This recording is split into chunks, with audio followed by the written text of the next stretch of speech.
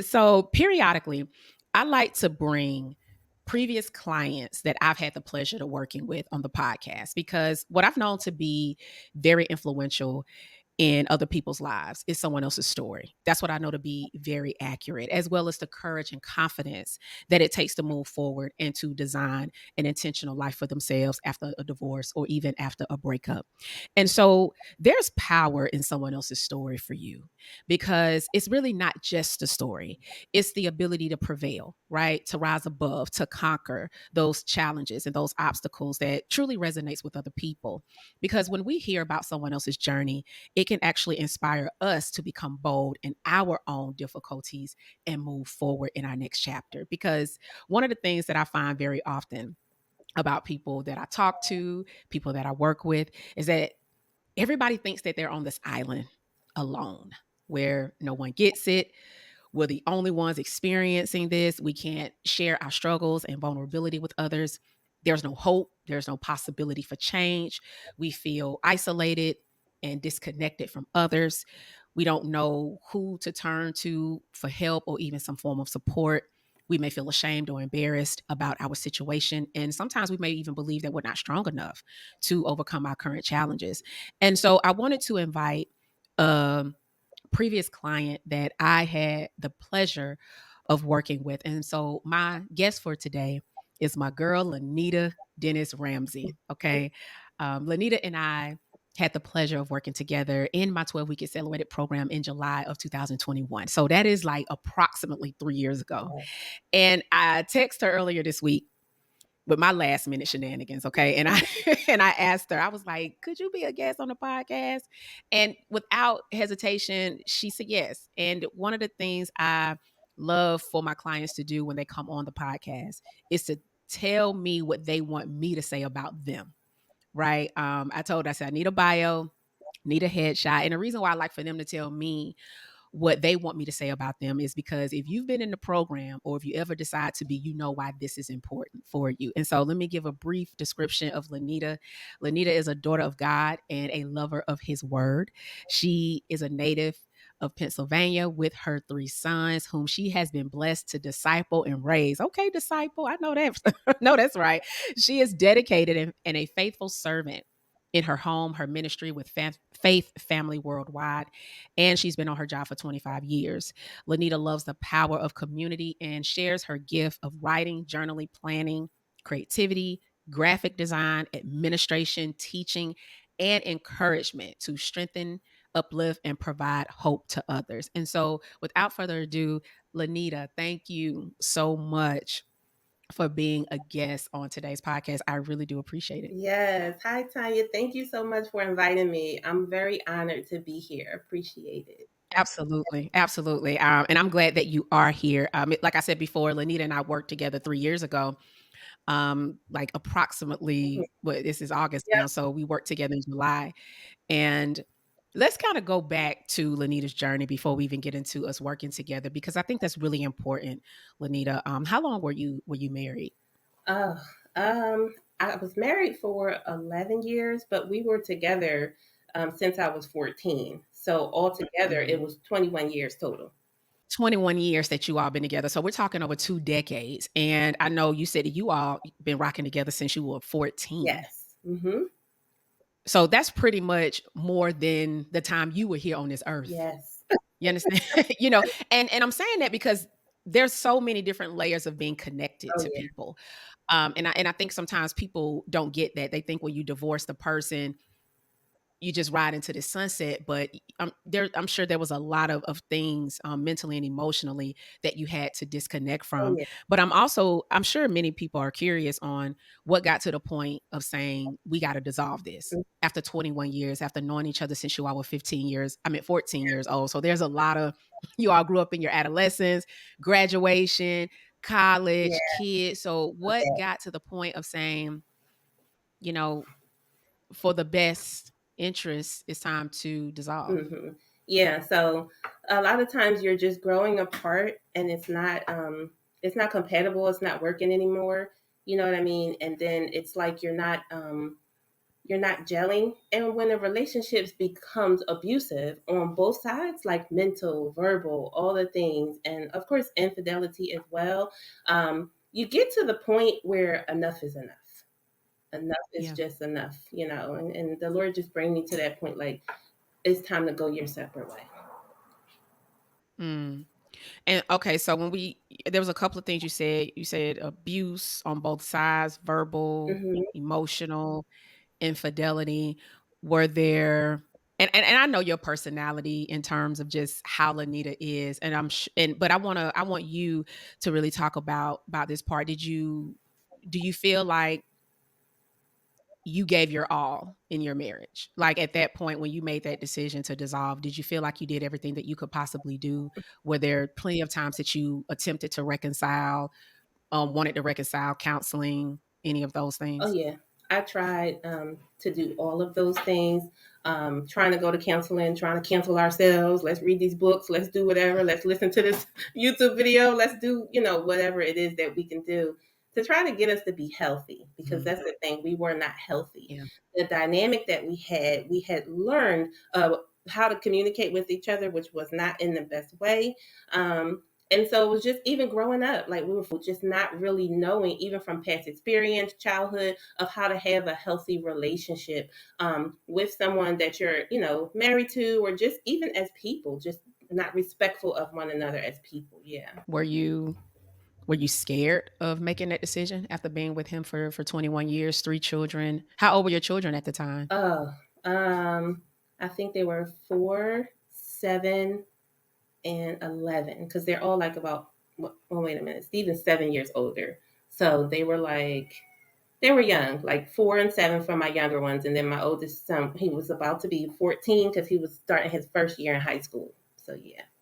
Mm. Hmm. Yeah, were you scared, Uh, or just about leaving and, designing another life and seeing what that was like for you and your boys? Initially, I wasn't. I felt empowered to leave at that point. I would, because we talk about a couple decades of a bunch of all the things, right? Volatile relationship, the way that you speak to one another, the way you treat one another. And so at that point, I just felt like I want to do this and be strong for me. Now, on the back end, it was very difficult, but the initial decision, Mm. I was standing firm in that, like, enough was enough for me. Mhm. Yeah. So when you say on the back end, what was difficult for What you? was difficult was the separating, right? Because I Mm, know that we talked about, especially with you in the program too, where you physically separate from somebody, but that's just the mhm. beginning. So we're talking about psychological separation, emotional separation, mental, all of the things where you're pulling apart, uncoupling from somebody. That's the difficult part. So you make the decision initially to physically separate from someone, but when you actually start realizing what is happening, that is a whole process within itself, and it takes a while. Mhm. I'm glad that you said that because, um, being firm on that decision, I'm gonna be honest with you. I hadn't really met too many women that I've worked with that wasn't firm on the decision. But then it's the dissolving, the Oh yes. detaching. Like, what does this look like with just me and and my children? And because your oldest son, was going into high Mhm. school, how was that experience? I mean, not just for him, but for all three. Yeah. So it's of course learning a new dynamic, even eating dinner, or how do we function as a family Yeah. unit where it's just us now. I remember early on, um, I was literally on my bedroom floor with a towel to catch my tears because tissues weren't enough anymore. And I had two little kids, 4 and 7, they need me. So I wasn't, Right. and Stephen, my oldest son, he was able to, do so much more and to help me. But I really was in my room. I could barely pick myself up off the floor because separating from someone who you've been with for so long, it was devastating, not only to your mental and to your emotional, but physically too. It takes a toll in Yeah. the process on you. So I could barely get up off the floor. I mean, it was cereal for dinner. Make your bowl of cereal, do what you need to do for yourself.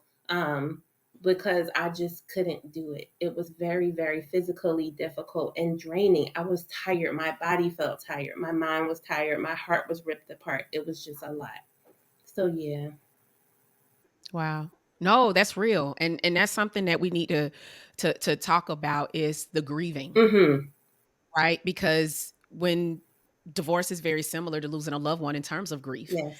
And when someone passes, we know everybody comes, chicken, money, when someone one passes on, but then divorce happens, it's almost like you be strong, girl.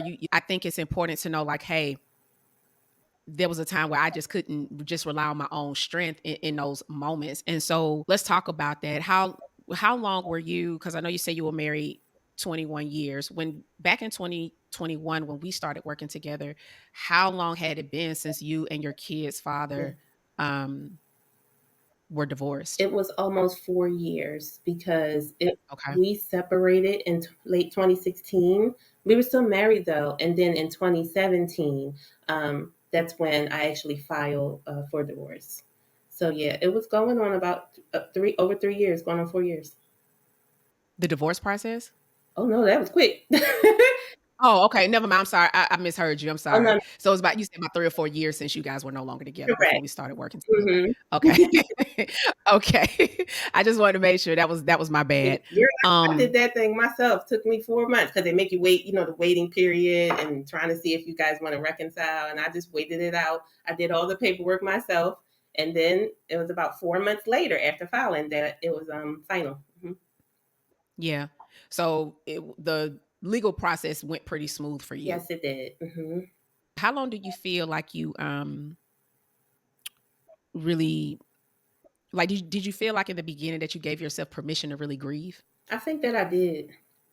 I Mhm. think that I did because I understood. It was something about me just understanding at that time the finality of what was going on because it was circles and cycles. Like we're just going to keep doing this thing, and you just get to the point like, okay.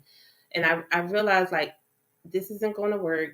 We have to do this. It was something that I felt like had to happen, regardless of what happened in the future.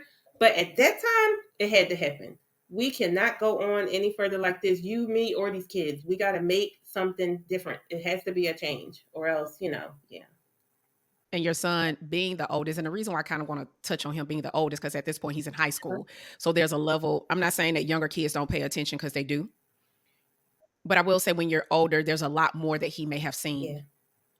What was that like talking to him about it? Or was there even a conversation about it with him? Yeah. So there was a conversation like with the kids, like daddy's not, going to be here, not living, with us anymore. And they did know that I was, we were separating. We were separated for a little while before the divorce happened. So it kind of happened like Mhm. naturally, them understanding he's not here anymore. And then just getting used to it being us because kids love both their parents. So they were fine, being with me or being able to go over and be with their dad, but the dynamic of us all as a family, it was something that they kind of just, I guess, naturally got used to. And I don't remember if I said me and daddy are getting a divorce, but I did tell them once we were divorced that me and daddy are divorced. So yeah. Okay, I gotcha.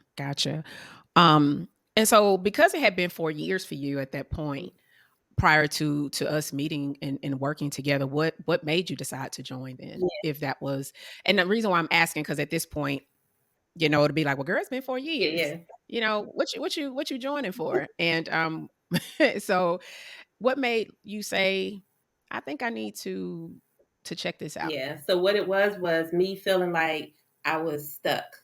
I was Hmm. stagnated, right? It was, I mean, you get used to this is what happened. I'm just surviving. I have my kids. We're going to just, live life and move forward. But I was stuck. I wanted more.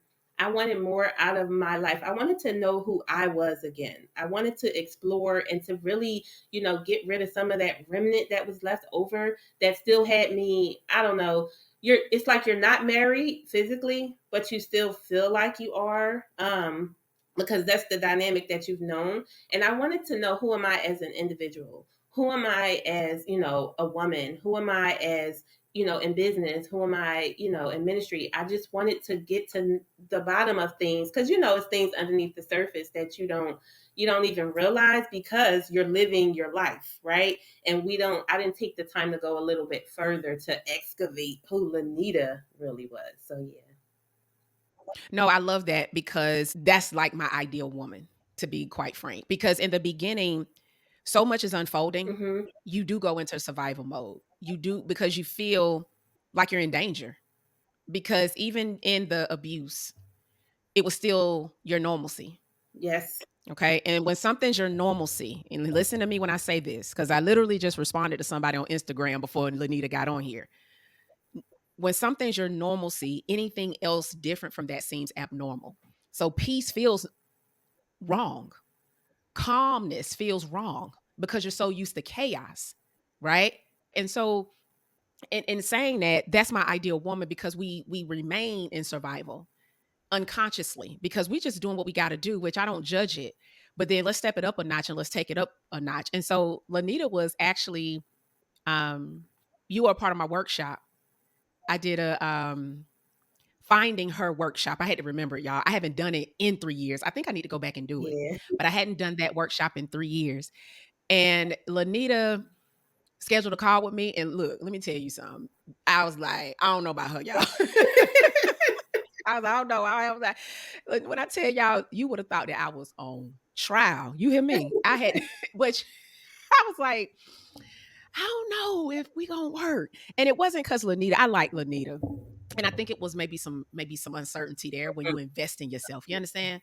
Was that it more so than anything? I had never invested in myself ever before. When I tell you that, and I love that we went through that because it was a breakthrough for me, because I've invested in so many things after that. But your program was literally the very first time that I invested in anything for myself, personal growth and development, anything. My children, let me tell you, they was in swimming camp, horseback riding camp, clay camp. I'm telling you everything, poetry camp, writing workshops, anything that I could find for my kids. I put them in it, right? They were in an art program, like just so many different experiences that I wanted to give to my children. And I had never, and I got the money, I found it. It was summer programs, stuff during the school. I made sure that they were okay and that they were, exposure to different things. But when it came to me, that's when me and you got in the courtroom. So what Y'all. are we doing here? So I never, we as women a lot of times don't value putting anything that has to do with elevating ourselves, our mind, our emotions, anything. We don't put that as a priority.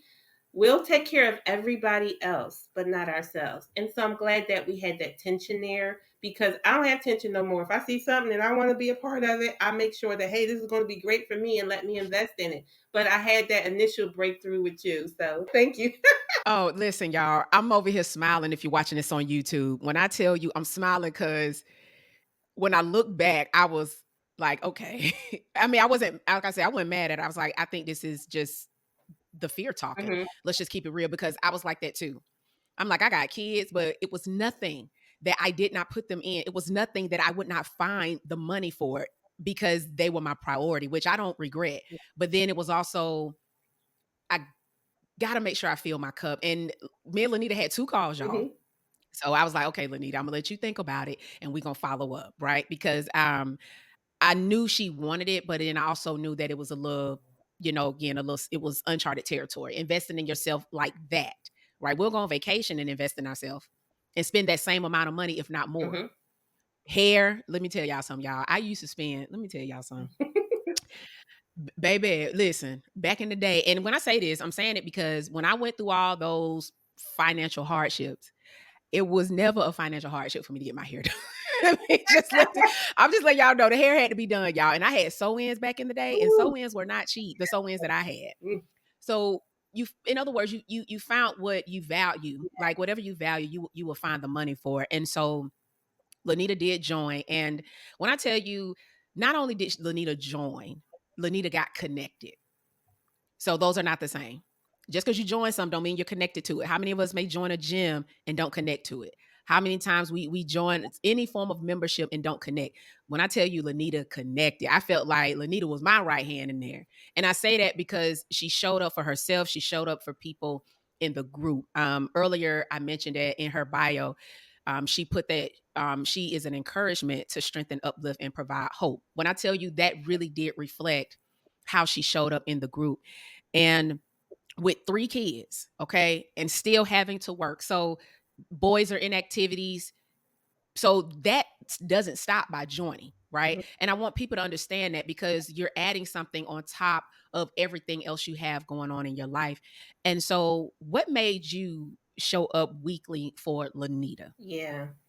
So I like school anyway. So we had homework, y'all. Y'all, we had homework.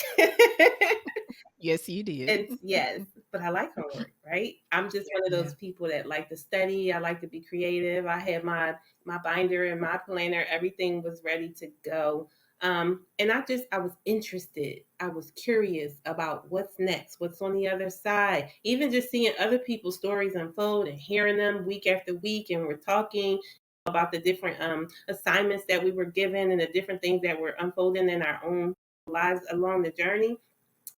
And so that really, and I had never been in community like that before. That was the first time that I was actually around like a group of women that we were doing something all together at the same time. And so just to be a part of that, it was like, this is nice because it had been me and him and our kids for a decade, like a couple decades. So to Yeah. actually start to get to know people, because I feel like after high school, I had disconnected from people because you get so invested in your relationship and then you don't start building beyond that, right? It's like it's me, Mm. him, and our kids. All your free time goes to your home and your family, and like to just start to get to know people, see people, hear stories, know you're not alone. Understand that people are going through the same things, and they also have different professions that they're doing. It's like my world started to open up by being connected to other women. So that was really good for me. So that's why I invested and I showed up, because it was something new, it was interesting, it was exciting, and it also just showed me, wow, there's hope.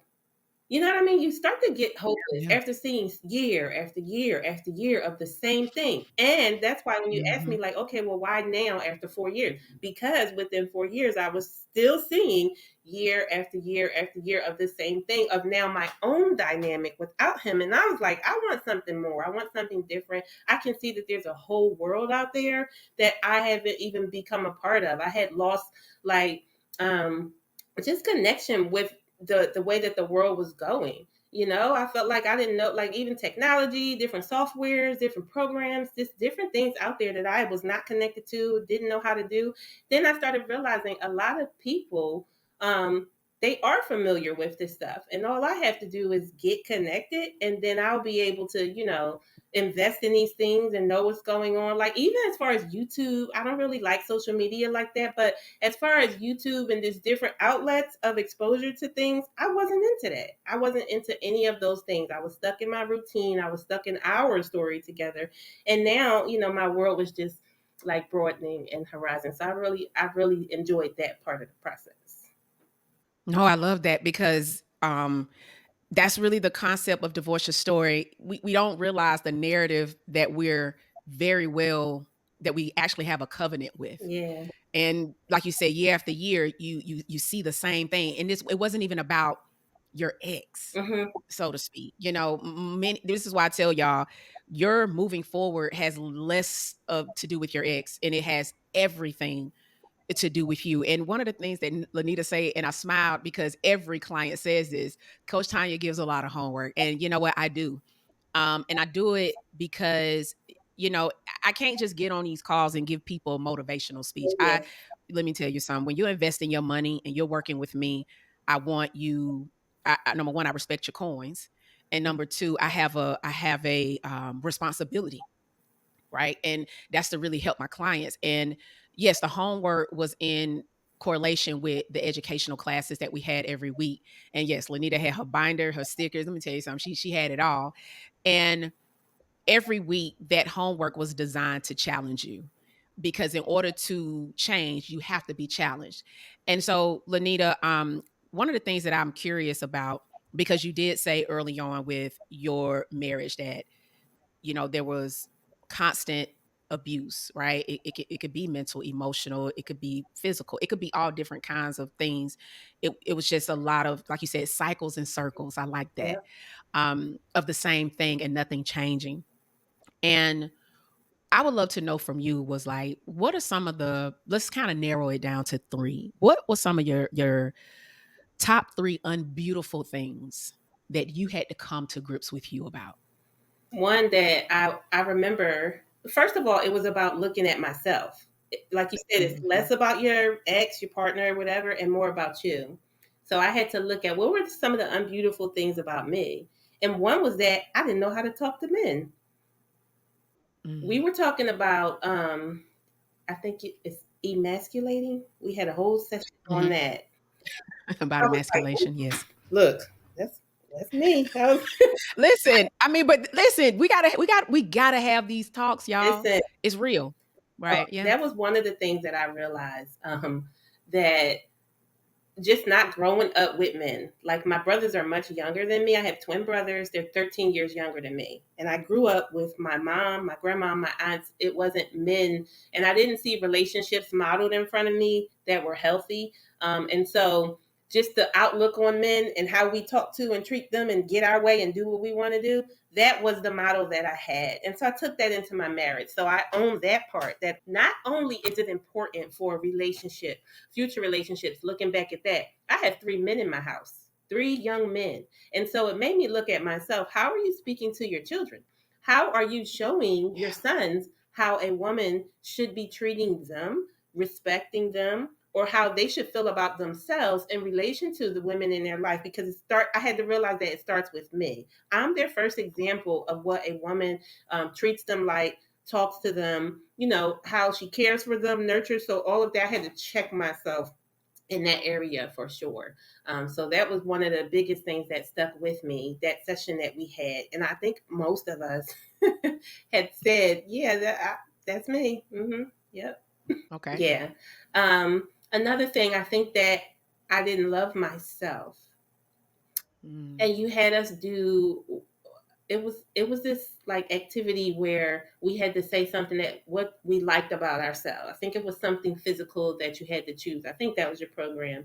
It's like, do you like your lips, or do you like your eyes, or something like that? And I had to choose what was something about me that I liked, and I chose my hands. And I said, I like my lips, and I like, my cheekbones, but I like my hands because they allow me to be expressive, because I'm a writer. And so I would write ever since I was a little girl. Even through the journey, I would journal. When I look back now, I journal and I see, the process, the mindset, the emotional, state that I was in during the program, before the program. That's one thing I've always done, is written my way through. And I love that because I'm able to go back and to see exactly where I was. That's a third thing. You had us do an assignment. It was called Reasons Why I Can't Go Back. And so I wrote down so many things during the process that if I just take a little glance back, oh, that's why. Ooh, child. So yeah, just learning to love myself. How did you allow yourself to get into this situation? Because I didn't take care of me. Remember, I took care of him. I took care of our children. I made sure that everything, was what I thought it needed to be, as much as I could at that time. But if I had took better care of me, then you're also able to show up better and well for other people. So that was another thing that I realized. Was there another one? I mean, just the not investing in myself, but that goes along with not loving yourself. So that's what I Mhm. think about right now. The top two. I love that. Yeah. Before we continue, I have just one important question to ask. And that question is, are you ready to start releasing the story of your divorce or even your breakup so that you can live a life by design rather than by default? And why do I ask this question?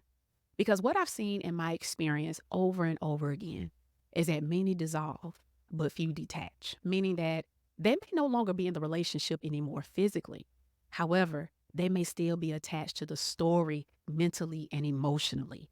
And guess what happens? You bring that attached hurt with you only to disrupt as well as distract you from thriving in your next chapter. And let me tell you something. We're already in the second half of 2024, and you don't have time to remain in a previous chapter of your life that was only designated for a season. Now, if this is you, then here's what I propose, okay? I propose that you join me for my 7-day Beyond the Breakup workshop that starts August the 19th through August the 25th, where you will be working alongside with me for 7 days. And I will be giving you my strategic blueprint on what you must do to turn the page of this chapter so that you can start a new story and thrive after your divorce or breakup. And here's the thing. The workshop is free. And this is actually going to be my last and final time that I'm hosting this workshop for 2024. So if you know that this is your time, head over to tanyacarter.com/beyond the breakup to sign up and register. Okay. That's tanyacarter.com/beyond the breakup. And I will put the link down in the show notes. What were some of the beautiful things that you learned about yourself? That I'm capable. If you can do this, you can do anything. Because, like you said, it's a grieving process. When you lose something so close and so dear, even if it's dysfunctional and you lose it and you're still breathing, you're still moving, you're still going, life is still happening. I didn't give up. And so that was a beautiful thing that I held on to faith, I held on to hope, and I held on to love too. I'm still going to continue to love my family, love my children, and now I've learned to love myself. And so that was one of the beautiful things, that came out of just the starting, because it's just the start, it's just the beginning, right? You start to It really so is. much more. Um, Also, being able to walk and help others through the process as well and point them in a direction. When you start to hear people's stories and you encourage them, you bring back some of the assignments that we've gone through. And like, if you have a workshop coming, I promote it to all my circles. And I'm like, look, you need to, we just had that conversation. Let me show you where you need to go. So, yeah, it was just being able to start to realize what my spiritual gifts are, and one of them is encouragement. One of them is administration. So I'm able to put together, just a whole package to show them, hey, this is what's coming up. This can really help you. Let me share a little bit of my story and then point you in the direction that you need to go.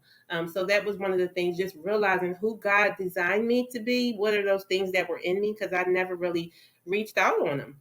And it allowed me to be able to do that because I felt like I now had the confidence of knowing a little bit more about who I am and who I'm not. Also, acceptance. I was able, because we went through the personality thing. We get each other now. I understand it, and you don't have to feel any less or more, but you start to accept and understand yourself and other people, and you see God in that, how He designed us all differently. And I'm able to now, because we went through the book that we went through, helping us with our emotional intelligence. And that is something that really opened me up as well. It's like, I see me for who I am. I see you for who you are. I know how to adjust in a situation so that it balances out a bit. It's not always going to be balanced, but I know where I need to pull back and I know where I need to show up and add a little bit more because I'm aware. So that awareness piece is very important for how you function, not just in a marriage or a relationship, but your children, on your job, and community, with your ministry. It just helped me to see people as people and that they're all individuals, and I'm one of them, and it's okay, and I'm allowed to take up space. I absolutely love that. I know that you talked about, you said one of the beautiful things that you learned about yourself is loving your family, your children, yourself. After 21 years of being connected to someone, do you also leave that space for love in a romantic sense? Oh yeah, for sure. Yeah. Yeah. Yeah. Yeah. I mean, and it takes time, y'all. I mean, Mhm. I'm not, everybody who goes to this program in the beginning, that's not where they are with it. And that's actually, honestly, shouldn't necessarily be their number one focus. It really should be them. But then it's been, what, 3 years. And like LaNita said, this is the beginning the start of a new beginning. And on this journey, other things start to Yeah. unfold that you don't even think about initially. That's just the beauty in the whole journey in itself. But I just wanted to ask that question because that's more powerful than having a relationship itself. Being able to embrace something that's completely different than what you've experienced before. Um, I know that there was a lot that was covered in the program. We did go through an entire lot. Um, if someone was to ask you what was the one thing that you got that you believe was a game changer for you, what would that number one thing be? Hmm. Um, just first, well, loving myself, but loving myself and know that I can be a part of. Right. I grew up an only child. Um, Mhm. and then again, like I said, because I was invested in my relationship, my children, family, home, um, I never started to be a part of like different communities. And so for Mhm. me, the one thing that I would take away is the power of community, because that has opened up so many doors for me professionally, ministry wise, and just even my children in church. And so just the power of community and how that has opened me up to more. Even reading the Bible, like we study the Bible with Faith Family Worldwide every morning, 6 a.m. We have an app. We all come together, different hope groups. I'm leading a hope group. And it really just shows you that we are not here alone. God has not placed us here alone. He said it's not good for us to be alone and for us to come together, right?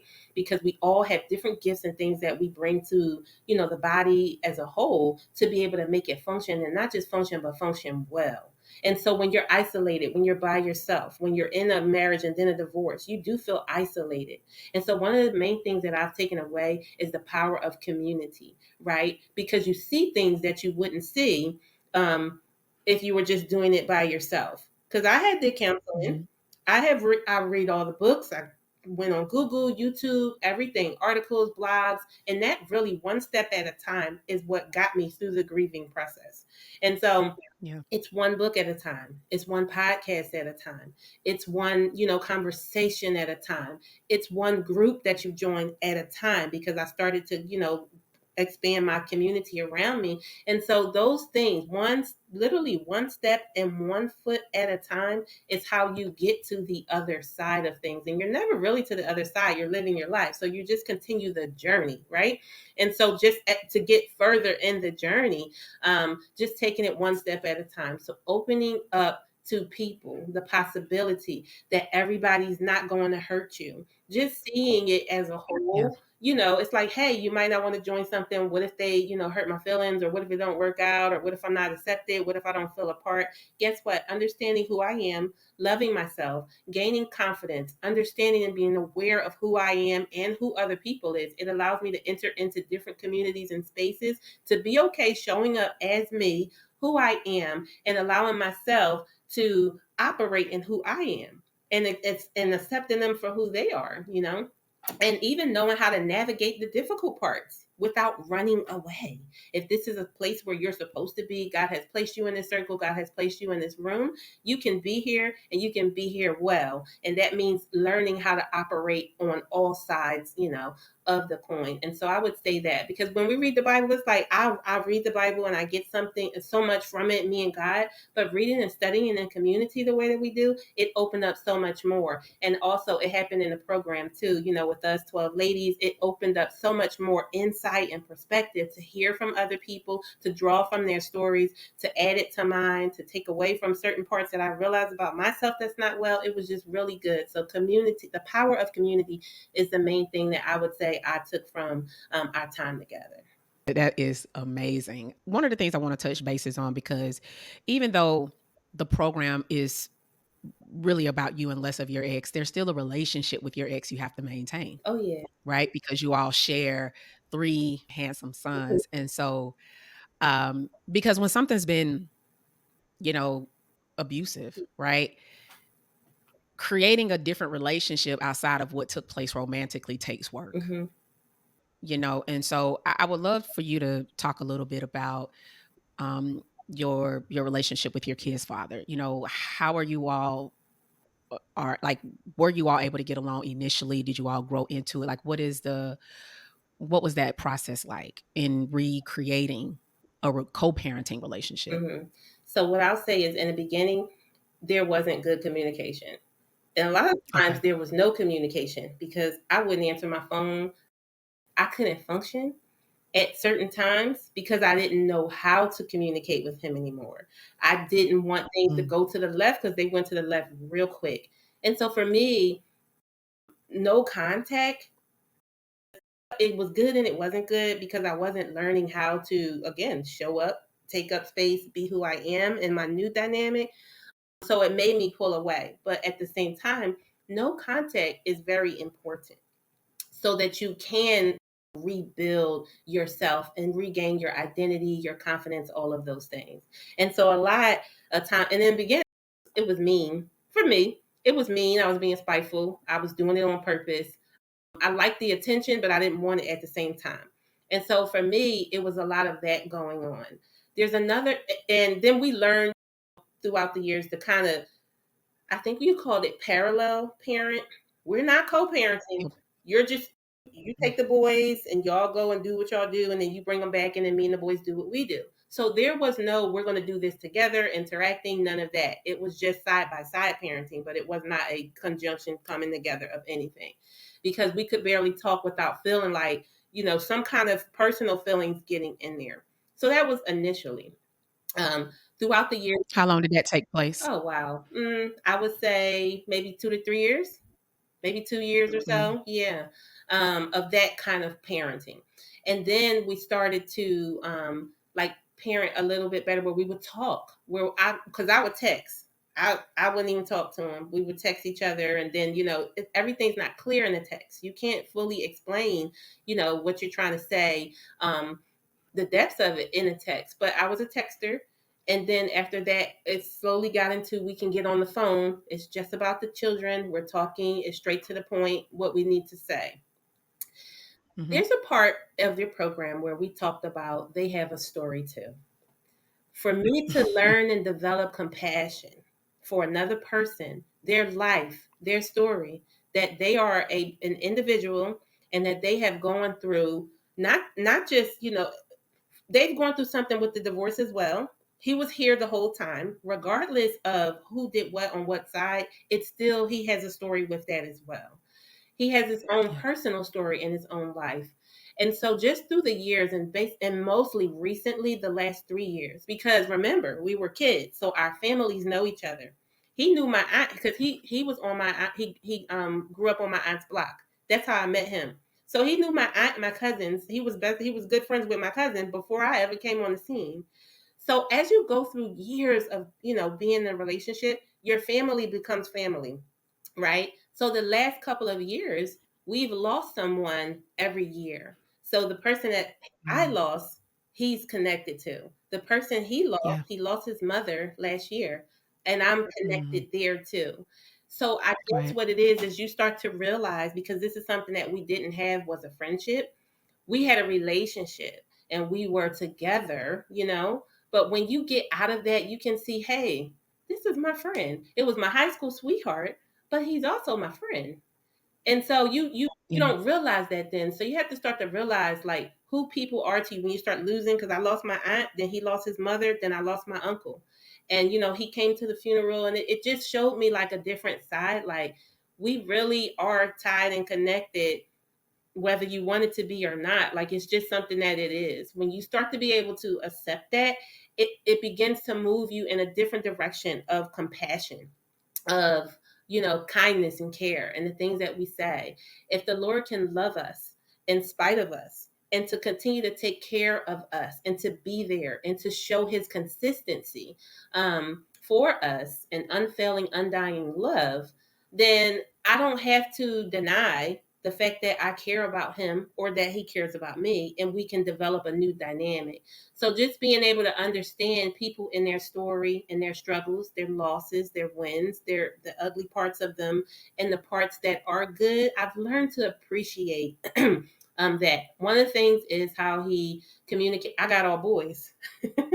I'm a Yeah. lady. I got all boys, and just to see their dynamic with all the males together, all the men together, that's something that I've come to respect. Just how, and they like their dad.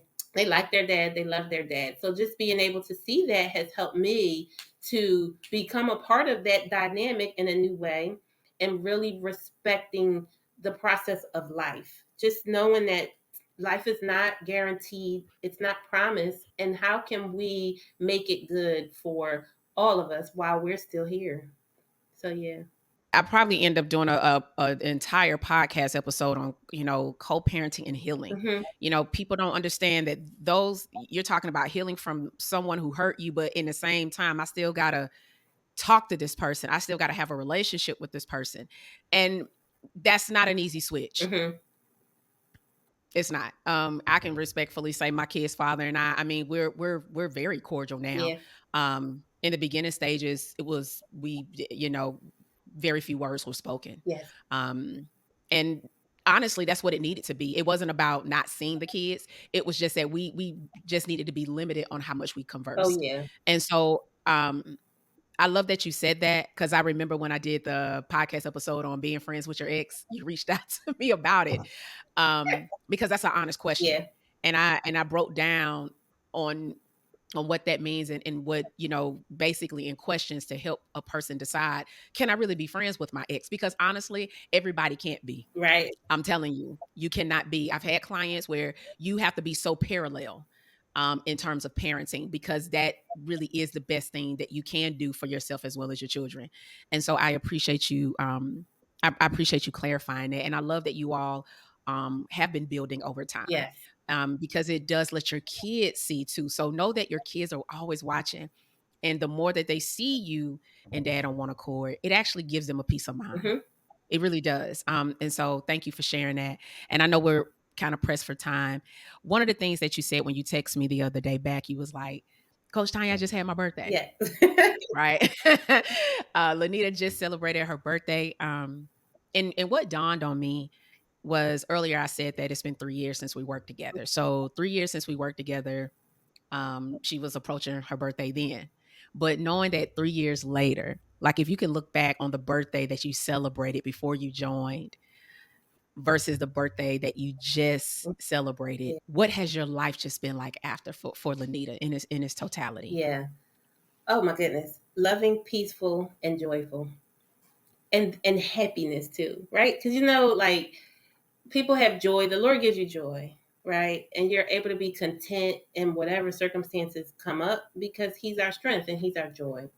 However, I've grown to be able to be happy and to Mhm. enjoy like different parts of my life and watching my kids grow and you know just my home, just so many different things and the circles that I'm in and that just to have peace. I ain't had no peace.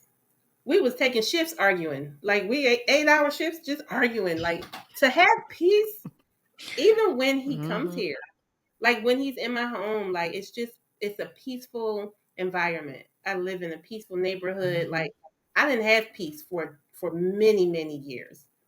So we Yeah. also went through in the program what our core values were. I didn't know what my core values was. I value that the dysfunction. That was my normal. So this is what I'm used to. So this is what I hold high in high esteem. To find out what my core values are and to know that it's peace and balance and simplicity and love. Those kind of things. It allows me to operate from that place. So now when we co-parent, we're operating from a place of peace. I'm operating from a place of simplicity, for love, for balance, those things. So that was very important, going through that part to finding out what your core values are, so that you can now revolve your life around it. And that's it, that's what I'm living. I'm living out what my core values are, and peace is one of the main ones. It's definitely up there, top four. Ah, man, listen. Because we hear people say, "I want peace." Baby, you got to create Yes, that. you do. I'm telling you, you don't buy peace. You have to create it. And the reason why these type of attributes or values are so important is because you do show up differently. Yeah. That's really the key thing. And so I love that you said that you're joyful and you're happy. And one of the things that was very, very important that we also really talked about as well is enjoying those moments. Hmm. Many of us, I said this literally on my last podcast episode, many of us do not know how to feel pleasant moments. Mm. We only know unpleasant feelings. We only are attached to pain, and we don't want to enjoy moments of positivity. You gotta say, okay, wow, I am smiling. Don't avoid it. Don't be like, okay, let me not do this because that means something's bad gonna happen. Like just expecting the worst all the time. I think we cultivate that and we don't even realize that that's what we're doing. And so I'm LaNita, when I tell you I enjoyed working with you, when we got through that hump, Yeah. I would say it also challenged me as well, Yeah. to understand that, yeah, Tanya, you've invested plenty of times now, but you got to think that this woman, this is new for her. And so that challenged me too, because I had to see it that way. I was like, you know what? This is new for her. I can't Yeah. like just expect that, oh girl, it's me, you should sign up attitude. No, it's like you don't know me to that degree. And knowing also that you never invested in yourself like this is a new way. That also challenged me, and I appreciate that. Before we close out, what advice would you give to that woman who's listening right now? You know, who's been married for decades, who has children, maybe even small children, knows that leaving was the best thing, Mhm. but also feels stuck. Like, yeah, I know leaving was the best thing. I don't regret that. I feel relieved. I hate that it had to end, but I know it needed to. But I feel stuck. I feel like my story is the same. My every year is the Mhm. same. My chapters of my life is the same, and I'm ready to author my own story. What advice would you give her? What would you tell her? I would tell her to take action. You have the Mm, hope. You feel like, like you just said, I'm stuck. If I feel like it's the same, I know I've made this decision, but I'm not, going anywhere fast. Start acting. Act on the mhm, hope that we have. We say that we have hope, we have faith, right? But faith without works is dead. We have to act on what it is that we feel, what we believe.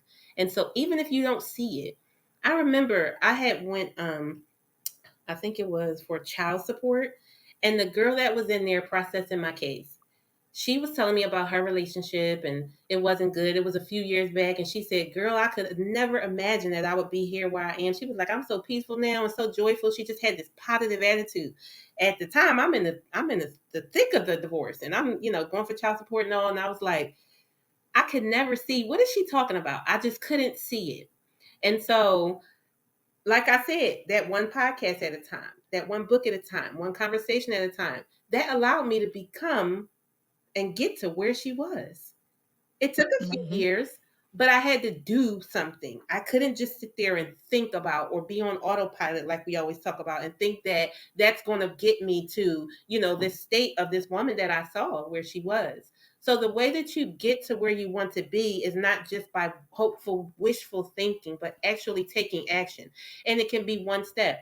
It can be just joining Tanya's workshop, going take every day. You can just, or it could be different things, but today I'm going to go and look on her Instagram. I'm going to listen to, today, one of the, a short on YouTube, or I'm going to listen to, one of her video, something that she has on Instagram, or I'm going to go and maybe I'll buy her book, maybe I'll buy somebody else's book, maybe I'll have a conversation, maybe, a guest that she's had, maybe that'll help me pull into more of the story. Let me go and look at, oh, I saw this is interesting. Look through the list of the podcast episodes. What is resonating with you? And it's going to be literally one step at a time. Let me go and look this article up, because anything that I felt during, it was like how to co-parent. If this person, if you feel like they have narcissistic traits, how do I get through this? I literally would Google everything and I would read. And those things stuck with me. They started to create a base for me of how to live, right? You pull what you need. What they say, eat the fish and throw away the bones. And so, with all of the information that's out here, all of the people, all of the experts, all of the platforms, we're in an age of information. You go and you get it. You have to move, you have to make some moves, and then you start to invest in yourself personally. It's all about action, though. So the faith and the hope that you have, put some action behind it. Put a little heat behind it. You're not, if you put a meal in a pan and just leave it there, it's going to be that same raw meal in the pan. You got to turn the fire up a little bit. You got to start cooking. You got to start mixing. You got to put some seasonings in. You got to do all of these things so that you can have a meal that you can eat and that you can also share with others, because we don't want to eat alone. So the more that you do, the more that you start building one step at a time, one day at a time, you will get to that other length of the journey, because this is a lifelong journey. It's not just getting to the other side. But if you're on a journey, you have to walk. Sometimes you're going to be, sitting at the scenery. You can be crying in the scenery. You can be enjoying the scenery, the sun. But you then maybe you'll stand up and maybe you'll start looking and wondering what's down there, and you'll start walking. Then you might, like Tanya jogging this morning, you might start jogging a little bit. You might decide, let me go on a sprint. I want to run. I want to enjoy. Let me start skipping. But and then even in that, you may need to sit back down a little bit. But the point is to not stop moving. You want to keep moving forward. Forward is forward, no matter the speed. So I would say don't give up on yourself. Continue to have that faith and hope, but to put some action behind it. And that is how you're going to continue well on this journey. Yeah. I mean, there's nothing else to say about that, which is why she is an encourager. If you heard that, that was powerful. And so, LaNita, I thank you for being here. I appreciate you saying yes to my last minute invitation. I appreciate that. It really do means a lot to me. I know you have so much value just in your voice, in your words, and even in your writings. That was something that we talked about. I told Anita that, like, look, you need to be writing. Hmm. You need to be blogging. That was something. I mean, it was a lot in the program. One of the things that I like to do is see or pay attention to what it is my clients are great at. They may not know I'm paying attention, but I'm paying attention. Yeah. And just knowing what LaNita's writing, I'm like, you need to be writing. You need to be blogging. You need to be writing, you know. So LaNita and I, we've talked about that on several occasions. And so, but I also want to say that I'm very proud of you for being bold in taking that step and being courageous and choosing yourself because you didn't have to. Hmm. There are quite a few people that would have been like, yeah, girl, just work, take care of your kids. And I'm not judging that because that's what we want to do. But we don't want to just feel like, man, there's something else I need to be going after and don't give ourselves permission to seek what that is. And so I'm proud of you of doing that. And also thank you for just allowing me to be a small part of that journey. That means a whole lot to me, more than what you can ever think. Wow. But I definitely appreciate you. And I thank you so much for being here. Oh my goodness. Thank you so much, Tanya. I thank you Mhm. for the work that you do. I thank you for saying yes to God. I thank you for doing, because this work is not easy, and No, y'all, it's not. It's not easy. it's not It's not. easy. And I just thank you for showing up as you are and just doing the work that God has called you to put your hand and your heart to, because it's definitely, truly changing lives. And I am a living witness to that. Being a part of your program, seeing your style, being a part of, just the different things that you bring to the table as an individual, as a cultivator, as a motivator, those things were very, very important and instrumental in my next steps, right? You've been a very big part of, opening up the next part and leg of my journey. And I really appreciate that. I never forget that. I always let everybody know. Some of my sisters have actually joined your program. Yes, they have. Sisters in Christ, they've joined your program and they have, gained just so much from it as well. And they continue to go on and do the same. So that's why I said one of my biggest things is the power of community, because it's not just you get something for yourself and you feel better, but it's like they say hurt people hurt people. That's a common saying. And another one is healed people heal people. And so for That's you right. to have gone through your journey and now take it to be able to bring healing to other women and other families and other co-parenting situations, that is the work that God has given your hands to do. And so it's also allowed us to go and do the same, right? Jesus said to love him, love yourself, and love others. And the way that we do that is by sharing and expressing and giving what we've been given. And so I thank you for giving your all to every client, to every it, even on Instagram, your podcast, everywhere you show up well and you give your all. And I appreciate that. It's made such a wonderful difference, in a world of difference in my life and the life of other people. And I just love you just for who you are as a person. Ah, thank you so much. I appreciate that. That definitely means a lot to me. Yeah. Thank you so much. Eyes all getting watery here. But no, it means a lot. It really does. I really do appreciate that. And so thank you so much, LaNita, Hmm. for being here today. I'm sure I know somebody's going to be very inspired Yes. by listening to this episode. Thank you so Thank much. you so And much. you take care. It's been an honor and a pleasure. You too. Thanks.